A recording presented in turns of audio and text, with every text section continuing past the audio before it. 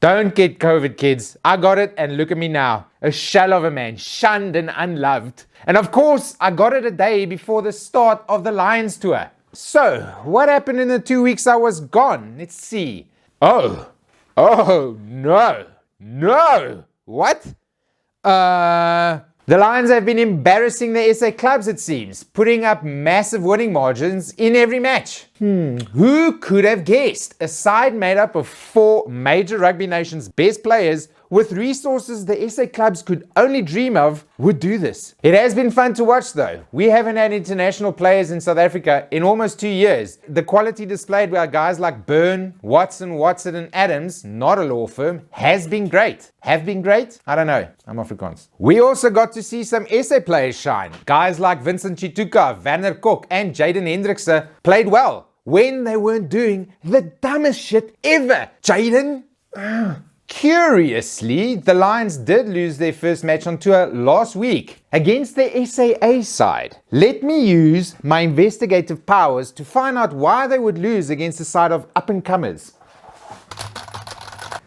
Okay, that SAA side wasn't. It had 16 World Cup winners in it. Obviously, Jacques Nienaber picked that side of absolute bastards to give the Springboks game time against good opposition, something they haven't had for a while. And obviously, the Lions did struggle to deal with a lift in physicality and pressure brought by said absolute bastards. If anything good came from that game is that I'm even more hyped for the test series, somehow. The first proper, no bullshit, actual test match is this weekend. Woo! Get ready for 3 probably disrupted, very competitive test matches. I cannot wait. While the Lions have been reaping SA Currie Cup sides like wheat, other international matches have also been going on. In New Zealand, the All Blacks have been bullying their smaller neighbours Fiji and Tonga for 3 weeks now. They put up 219 points in 3 matches. Against Tonga, they won 106-0. Zero. Nada. I kept switching between that match and watching my cat sleep to see if it was more entertaining. Fiji was much more competitive, up to a point. It's clear the All Blacks are far ahead in terms of cohesion and quality. The usual suspects stood out. Aaron passing his bullets, Ardie Savea running and screaming like a madman, and Richie Mo'unga doing what he usually does, just being quality. The real difference makers though were the locks. When Sam Whitelock and Brodie Retallick were on the field, the All Blacks looked unstoppable. For all their endeavour, Tuipulotu and the Ugly Barrett just don't influence the match as positively as those 2 guys. Elsewhere, Argentina have been hosting Wales. In Wales. COVID times, am I right?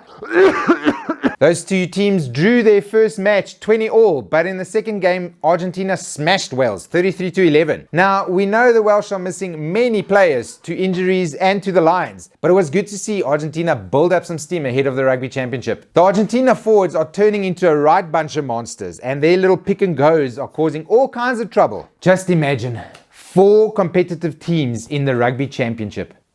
Wow.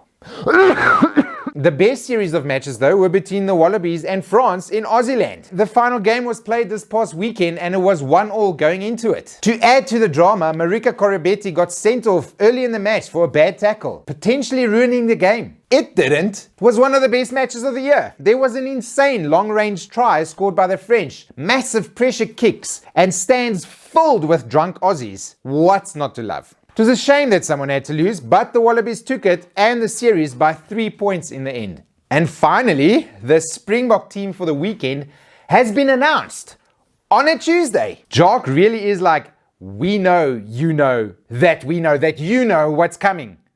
Try to stop us. Really, the most surprising thing about the team is that both Kolisi and De Jager are fit and ready to go. Everything else is pretty much par for the course. Can't wait for the Lions team to be announced now. No doubt it'll cause way more fights than this one. And then on Saturday, they play each other. Already this Saturday. Yes!